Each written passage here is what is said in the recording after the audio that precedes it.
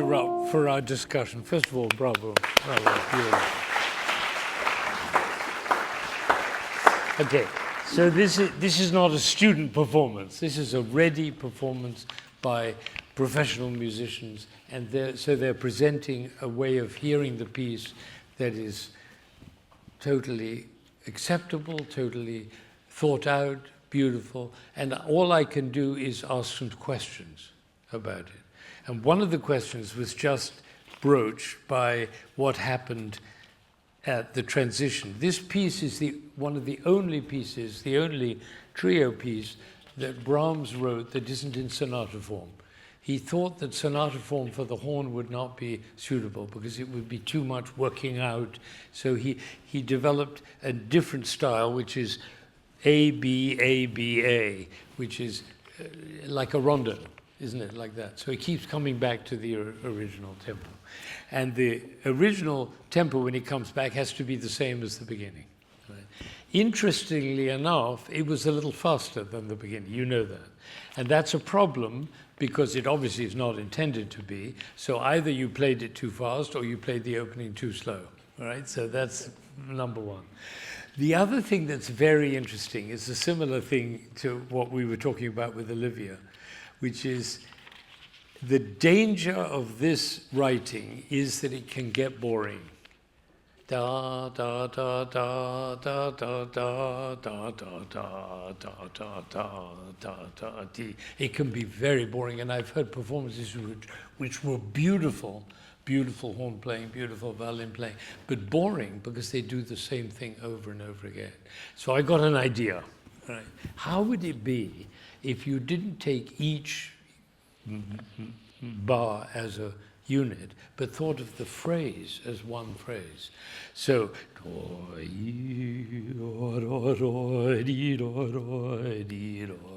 that's one phrase. Now,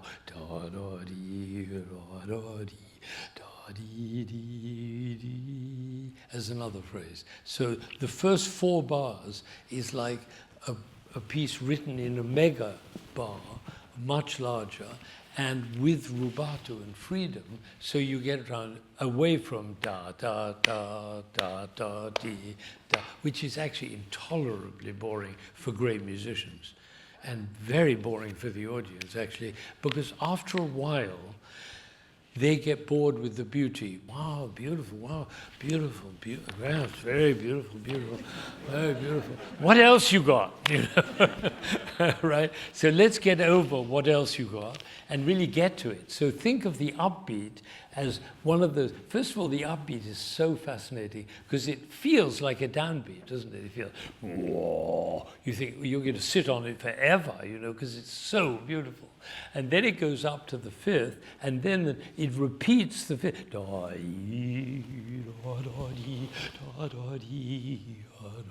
As one gesture.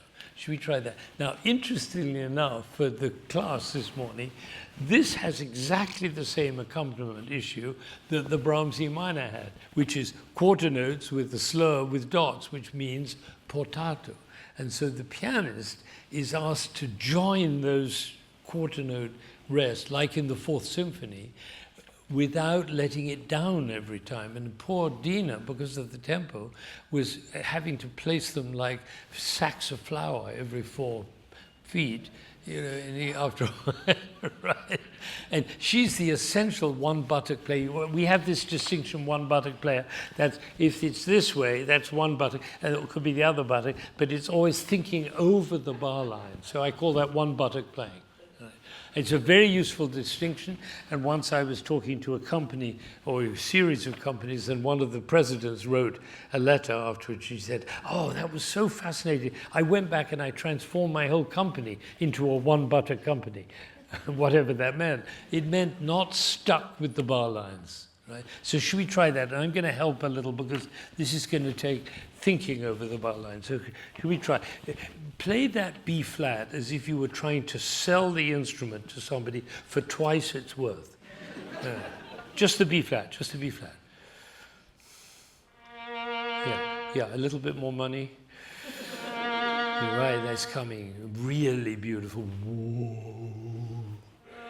Yeah. Oh. Have you heard of Adolf Busch's performance of this? It's that B flat, incredible. I mean, just the B flat, fantastic. Oh, now we will really want to know what happens to the F.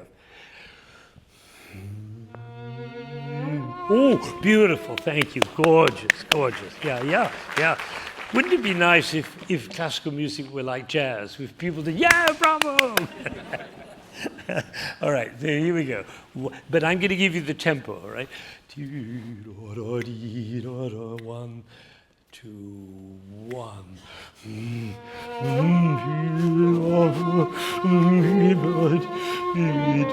Yeah, but that's the weakest. So it's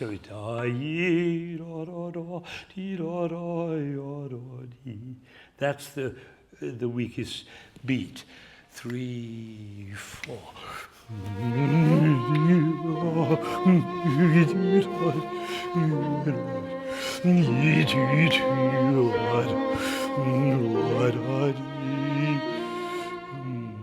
Good, beautiful. And you probably felt a little more comfortable with it, with joining those notes. So this is the 4 bars, and then the next 4 bars, like a 4-bar phrase. One more time. 3, 4.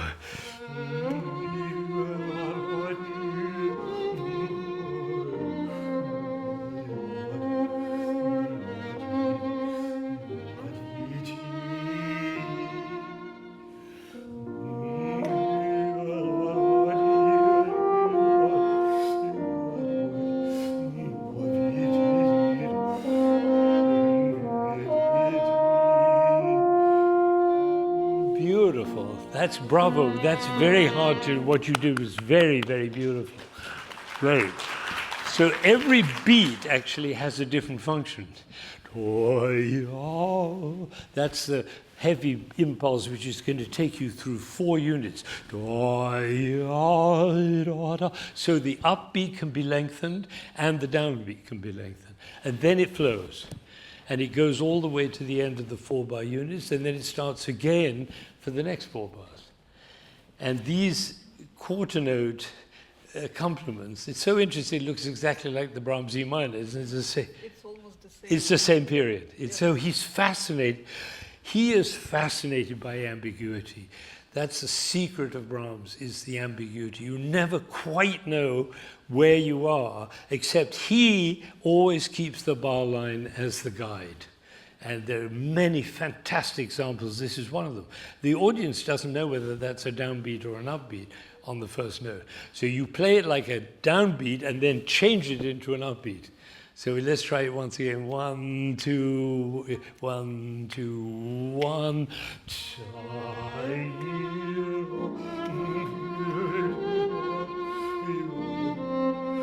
Now to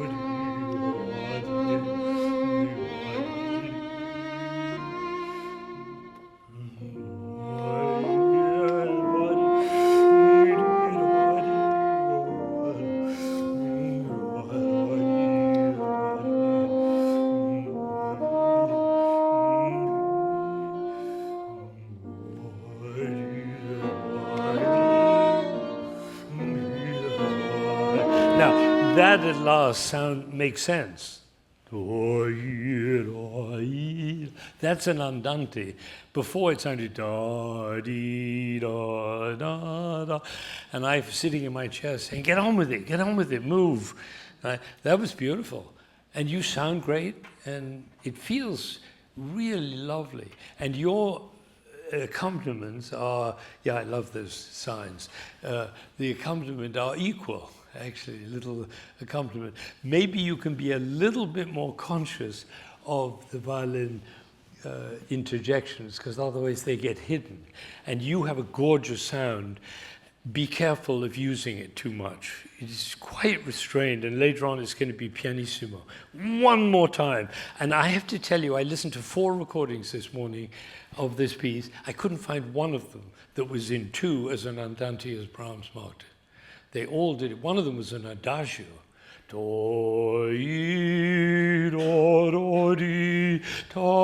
was bored by the 3rd bar. Right? I don't want to be bored listening to music. I want to be drawn along like a cow with a thing around his nose, being pulled along by the shepherd all the time, being pulled. Ready? 1, 2. At the end of your chair, one buttock playing. 1, 2, 1.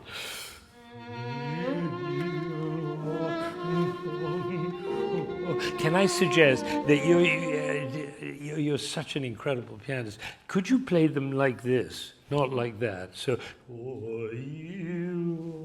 yeah, that, exactly. Here we go.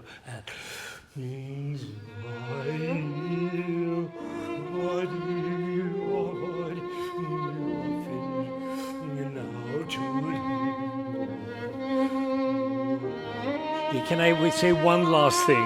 One last thing, which is that crescendo at the end is a surprise. So could you treat this as if it's going to be the end of the phrase and then change your mind on the 8th bar. Otherwise, it's fantastic what you're doing. I love that B flat. Get a little bit more money for your instrument.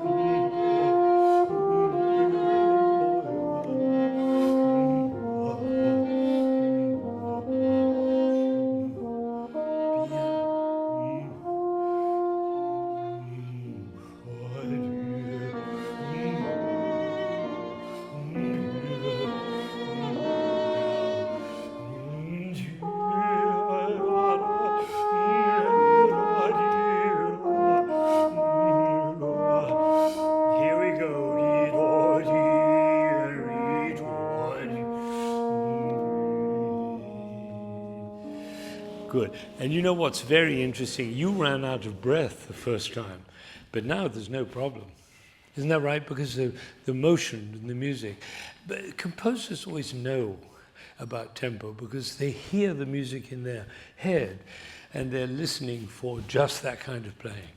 Now comes the fascinating thing of what happens when you have this tempo to play with. 1,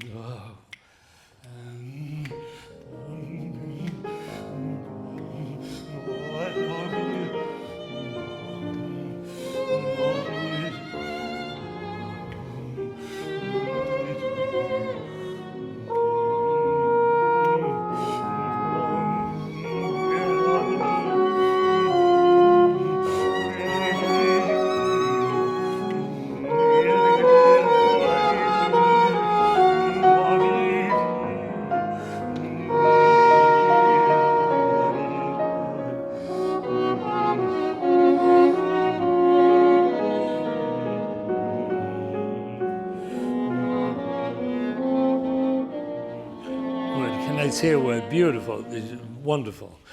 This figure, da, da, da, da, I love you so, or ich liebe dich, or whatever it is, whatever the words are behind it, is so characteristic of this time. It was all about love. It was all about, whether it was Mahler or Brahms or Schubert, it was all, they all used this gesture.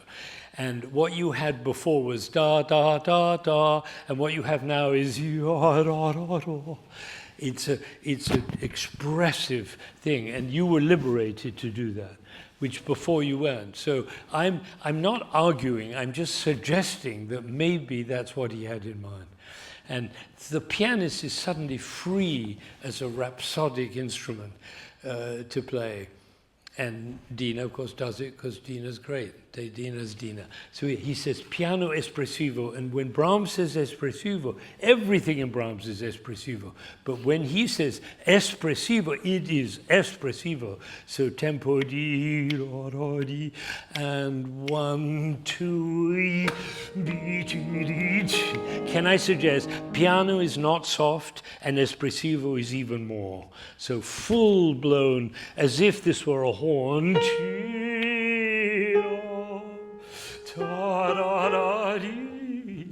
And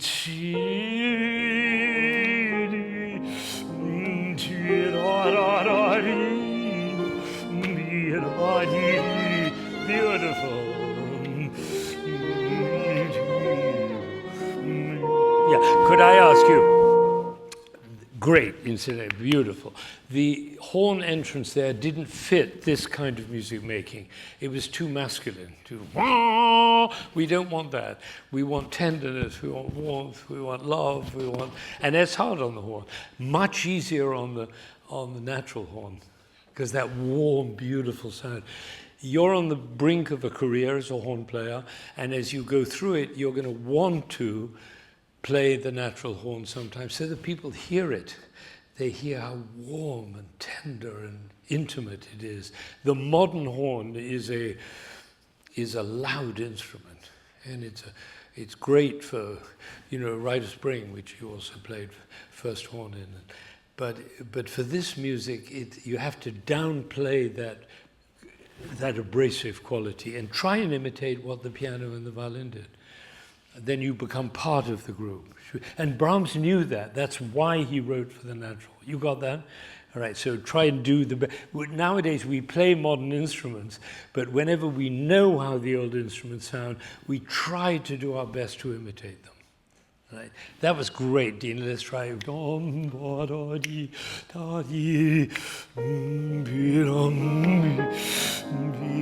see, at that tempo, the A flat becomes the result of the B flat.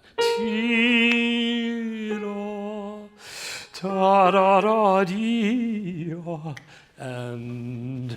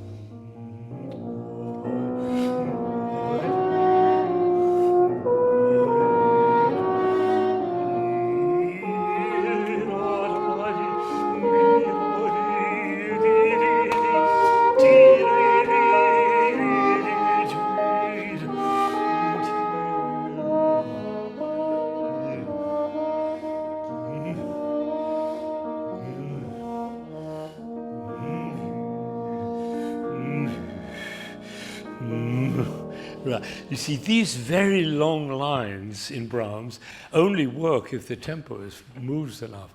Otherwise, it keeps dying, and you get bored. This was not boring. And it also explains why the phrase is so long, because the climax is so intense, it takes a long time to come out, which is why the Rachmaninoff second is so complicated, because you remember, it's so hard to keep the intensity from the climax until it lasts for the next 4 pages. So if we get bored at any point, we're doing it wrong. We must be doing it wrong if we're bored, because if we're bored, think about them. And they paid for their tickets, Not here, I mean. All right, so here's one thing. The danger of this phrase, the big horn phrase, which is great, poco crescendo, it builds and builds and builds. What happens is you start playing the da-da as the downbeat. You make da-da-dee, da-da-dee, it's da-da-dee, da-da-dee. Always keep it as an upbeat. So should we try? I would like to hear that phrase one more time. Would you do from the whole thing? And we go all the way from there right to the end. It's going to be fantastic. Piano espressivo.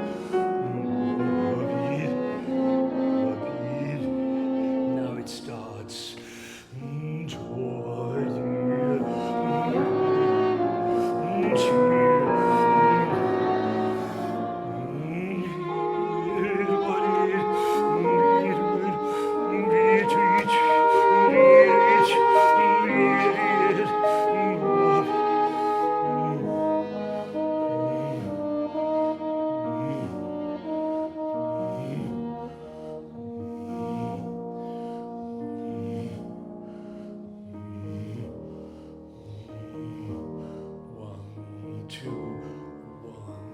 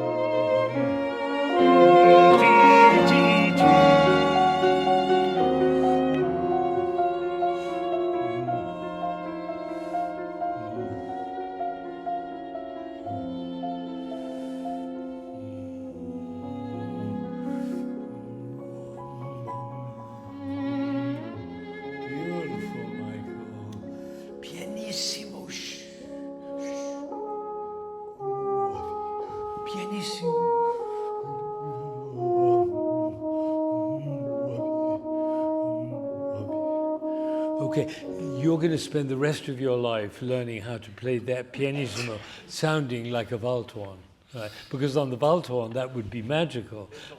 It's impossible. It's impossible. And that's why Brahms stuck with the old horn. Good for him. He was a conservative in the best sense. He kept the values of the old because it was more beautiful. It gave more pleasure. It gave more life. It gave more insight. That's the value of conservatism. It's no good being a conservative to produce and maintain bad things. Only the good things.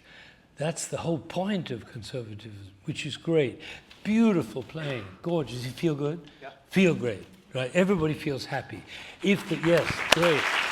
And they're saying, and that's the answer to my question. Feeling good? Yes, feeling good. If the music feels good, it's happy for everybody. So when we get to this, you're not going to be able to do it now, but you're going to spend the rest of your life as a professional horn player learning how to play this opening of the third theme in pianissimo, like a Waldhorn. On a Waldhorn it's easy, okay? Beautiful. Dina, you're fantastic. You see, everything depends on the triplet flexibility in the piano, and Dina is a master of that, as few people are.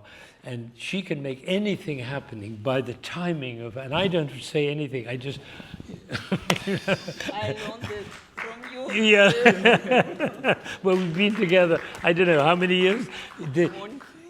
20 years. 20 years making music together. And after a while, the language of music becomes one. It's like two Frenchmen who meet in a pub after 40 years of friendship. They don't think about their French. Right? It's just a language we speak. And this is just beautiful what you did. So should we just try to fail one time at pianissimo? Do the 4 bars before.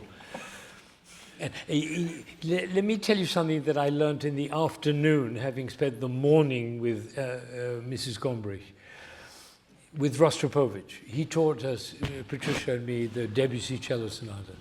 And at one point he said, I love to play pianissimo. Pianissimo, fantastic. I love pianissimo. Very tiring. Pianissimo, very tiring. I have to play forte to get my energy back. That's what he said. And I've always remembered it. It takes more energy to play pianissimo than it does to play fortissimo. And that's why Menahem Pressler, when he plays pianissimo, he looks like a drowning fish. Because there's no amount of energy that's enough to play that soft. Right? So let's see whether you can. You know, the thing about you, you're great. I mean, I love your playing. I'm sorry to lose you. You've just played your last concert with the orchestra, and we're going to miss you tremendously because you're a great player.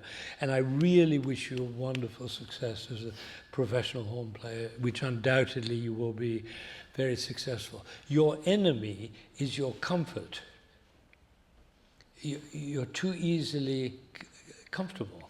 And to be a great instrumentalist, you have to be constantly uncomfortable because the demands of the music are so great that you can't do it through automatic pilot or any other thing. So that's straining for something special. And I think we got some of that in the Rachmaninoff. This lady, she was saying how moved she was by that Rachmaninoff and by the Stravinsky and I kept on thinking, yeah, it's great, but a little bit more, a little more flexibility, a little more, I don't know, salt and pepper, you know, whatever the taste is. Okay, let's try it. Having set you up now, 4 bars before. I just want to draw the audience's attention to these triplets, how beautiful they are in the piano. Listen how she plays them. The danger of triplets is da do da di da do da, like this.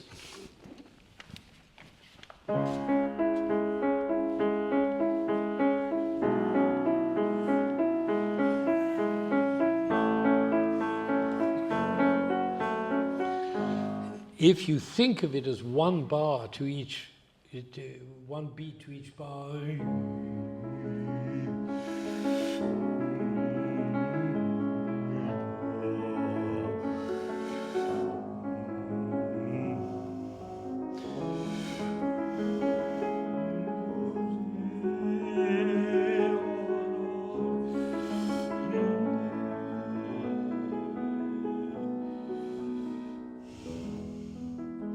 One beat, 1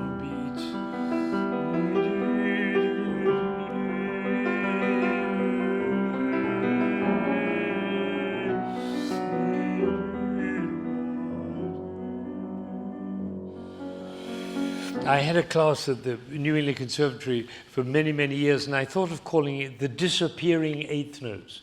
But I thought nobody would sign up for it, so we called it interpretation instead. But the disappearing of the eighth notes is what she's got so perfectly. You don't feel them as notes, you feel them as a sweep of color. So if you do the 4 bars, maybe you give her the chord that goes 4 bars for the end, because I love the way you play that. That's $1 million instrument you got there. What are you laughing at? Oh, listen to that. Is that beautiful with the two? Oh God, so gorgeous. Once again.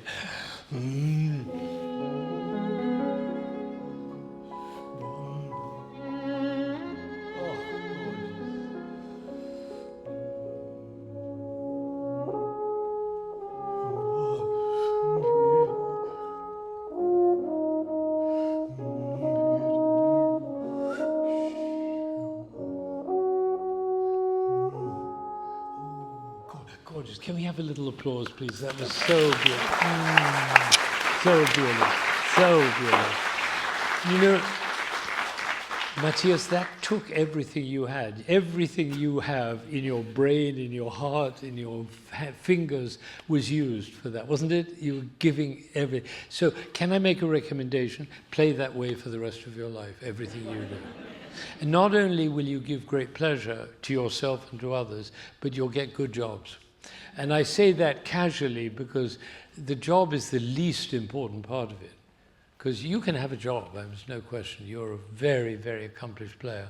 But the question is, are you a great artist every time you put that instrument to your lips? And this was very special. Even that little kid thought it was great. Right? I agree. Anyway, should we do one more? It might have been a fluke. Let's try it again. Here we go. Your upbeat is absolutely sensational now. Just incredibly beautiful, unforgettable. Here we go.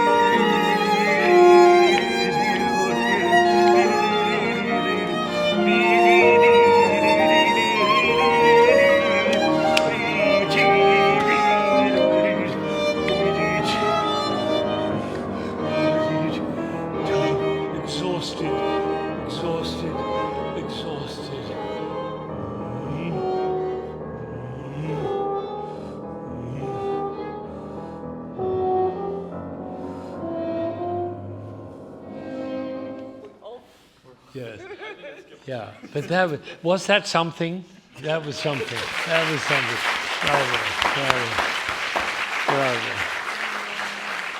Bravo. One more time. And then it can happen. But that crescendo is one of the great moments in Brahms's music. Anybody who was not moved by that moment, I recommend you go home via the hospital and check out if you're still living. Because this is Brahms at his absolute greatest. Isn't that right? He didn't write anything more beautiful. And the thing that makes Brahms greater than almost any other composer is the range of things in which horn trio. Who wrote a horn trio? He wrote string quartets, he wrote piano quintets, he wrote sonatas, he wrote solo sonatas, he wrote symphonies, he wrote variations, he wrote songs. Oh my God, songs. I mean, it's just unbelievable what he did. And this is one of his absolute greatest. So one last time to build it. And notice it goes in three. Remember, I always tell you it goes in threes. The first time, the second time, and the third time has to be special because it's the biggest. Beautiful. You were incredible. I mean, that was probably the best you've ever played that, I would think. Yeah, absolutely. You see, he said it's the best he's ever played it. And that's pretty exciting. It was here. You were there.